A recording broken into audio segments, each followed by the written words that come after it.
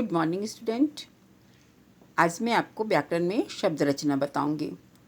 वर्ण पढ़ाए हैं अभी, उसके बाद में अब आप शब्द पढ़ेंगे। वर्णों को मिलकर जो शब्द बनते हैं, वर्णों के मेल से शब्द बनते हैं। मैंने आपको पहले भी बताया था कि अगर वर्ण मिलेंगे तब हम शब्द बनाएंगे और शब्द जब मिलेंगे तब हमारा वाक्य बनेगा। तो वर्णों के मेल से शब्द बनते हैं, यह मेल सार्थक होना चाहिए।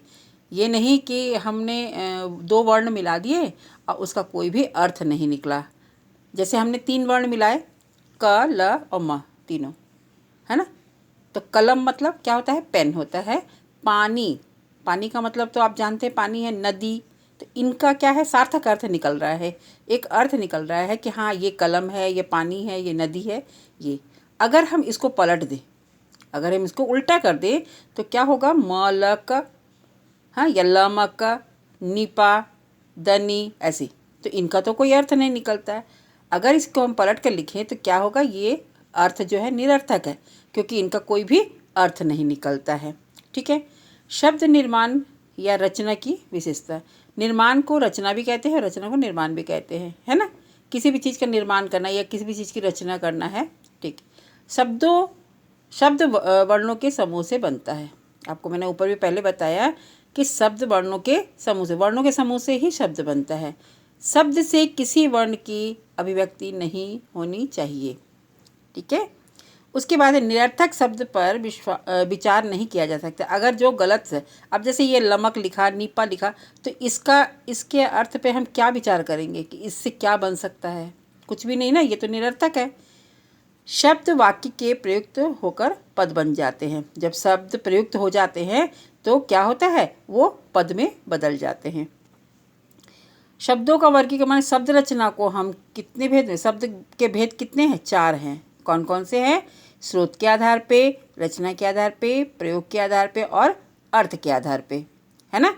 स्रोत के आधार पे, रचना के आधार पे, प्रयोग के आधार पे और अर्थ के आधार पे। ये क्या है चारों?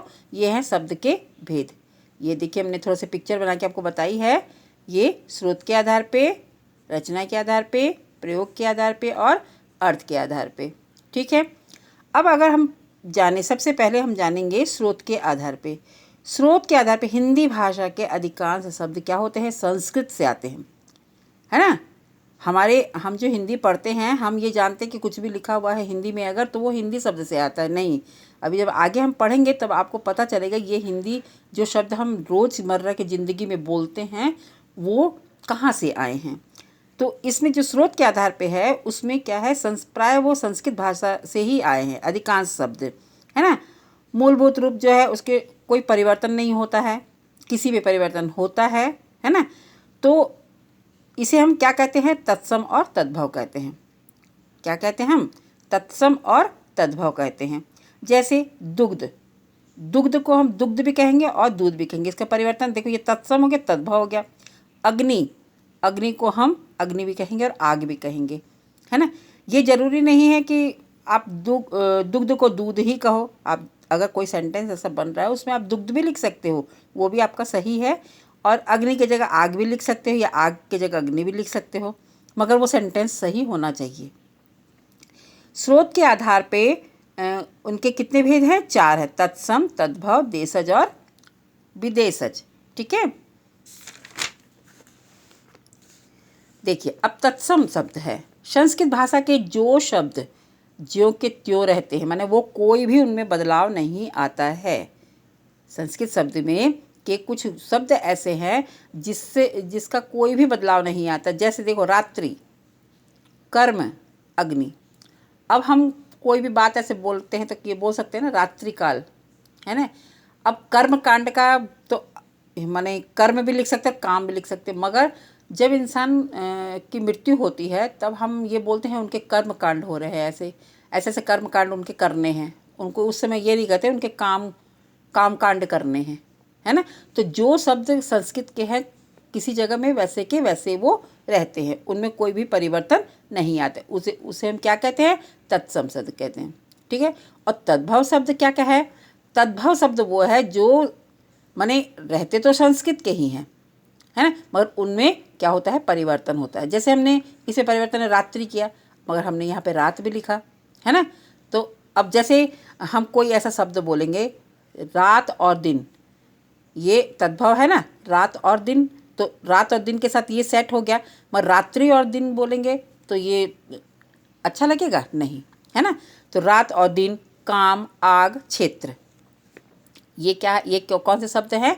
तद्भव। देखो पेपर में आपके आ सकता है ऐसा कि कुछ तत्सम शब्द दिए हैं, उसको आपको तद्भव शब्द बनाने हैं, या कुछ तद्भव शब्द दिए हैं, उससे हमको क्या बनाने हैं? तत्सम शब्द बनाने हैं। ये छोटी छोटी बात है, थोड़ा सा आप नोट करते जाइएगा कि हाँ, ये क्वेश्चन बन सकता है कि तत्सम शब्द से तद्भव शब्द भी बनाओ। ठीक है, तो आपको तत्सम और तद्भव शब्द समझ में आ गया। उसके बाद है देशज। देशज वे शब्द है जो क्षेत्रीय भाषा में आए हैं। क्षेत्रीय भाषा मतलब जो हमारी यहाँ की लोकल भाषा बोलते जिसको, है ना। देसी भाषा में बोलते, ऐसे नहीं बोलते देसी भाषा है ना। तो देसी भाषा में हम क्या क्या बोलते हैं? देखो क्या बोलते हैं बताओ। कुछ ऐसी बात आपको बतानी है जो यहाँ देसी भाषा में बोलते हैं। जैसे हम अगर कटोरी, हम हिंदी में कटोरी बोल देते हैं, ठीक है ना, मगर यहाँ की देसी भाषा में क्या बोलते हैं? खोरिया बोलते हैं, है ना। हम परात बोलते हैं और ये लोग क्या बोलेंगे यहाँ पे? कोपरी। ये यहाँ की लोकल भाषा में है ना। मगर आप जो हिंदी, शुद्ध हिंदी जब आप बोलते हो तब तो आप ये थोड़े बोलोगे कि खोरिया लेके आओ कि कोपरी लेके आओ, ऐसा नहीं बोलेंगे। ये क्षेत्रीय भाषा हमारी, है ना। झुग्गी है, डिबिया है, ये सब। अच्छा, विदेशज भाषा देखो, ये देशज हो गया, ये देसी भाषा। विदेशज मतलब विदेश से आई ये भाषा है ये, है ना। जैसे इंग्लिश में अंग्रेजी, फारसी, फ्रांसीसी, तुर्की, अरबी, पुर्तगाली और चीनी, यहाँ से जो भाषाएं आई है देखिए। स्टेशन, स्टेशन अंग्रेजी शब्द है। सर्कस भी अंग्रेजी शब्द है। ट्रेन भी अंग्रेजी शब्द है ना। और रेलगाड़ी, रेलगाड़ी नहीं, ट्रेन है वो, है ना। फिर है फारसी में है आदमी और ज़मीन। जबकि हम अगर आदमी लिखते हैं, ज़मीन लिखते हैं, तो हम ये जानते हैं कि हम तो हिंदी में लिख रहे हैं, मगर ये हिंदी आई कहाँ से? ये आई है फारसी से, ठीक है।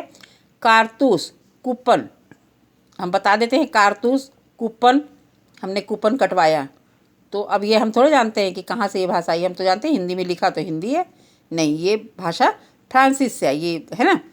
तुर्की से तोप, चाकू, हम चाकू डेली बोलते हैं, रोज़ बोलते हैं ना।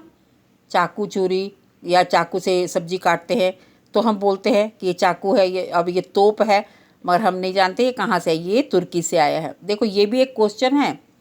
हाँ, अगर क्वेश्चन में हम ये दे दें कि अंग्रेजी, अब ये लिख देंगे स्टेशन, सर्कस, ये कहाँ से आए हैं, तो आप ये बता सकते हो। जब पढ़ोगे तो आप बता सकते हो कि ये तो अंग्रेजी के यहाँ से आया है। अरबी, अरबी भाषा में जहाज और औरत, हम दिल्ली में भी बोलते हैं ये औरत अच्छी है, ये जहाज उड़ रहा है, ये पानी जहाज है। तो ये जहाज शब्द और औरत शब्द कहाँ से आया है? अरबी से। पुर्तगाली से, पुर्तगाली से आया है कमीज और साबुन। देखिए कमीज भी आप पहनते हो और साबुन आप रोज़ लगा के नहाते हो, है ना। तो ये शब्द कहाँ से आए हैं? ये हमारे पुर्तगाल से आए हैं। चीनी से चाय और लीची, चाय भी हम पीते हैं डेली, मगर ये कहाँ से आया है? ये आया है चीन से, ठीक है, चीन से आया है। तो आपको ये समझ में आ गया है आज कि हमने तत्सम, तद्भव, देशज और विदेशज शब्द बताए हैं शब्द रचना के बारे में, ठीक है ना। तो शब्द रचना आपने पढ़ी, शब्द रचना आपको समझ में आ गया। वर्ण को मिलाने के बाद में हम शब्द बनाते हैं और शब्दों को जब हम मिलाएंगे तो हमारा वाक्य बनेगा, ठीक है। Okay, thank you, have a nice day.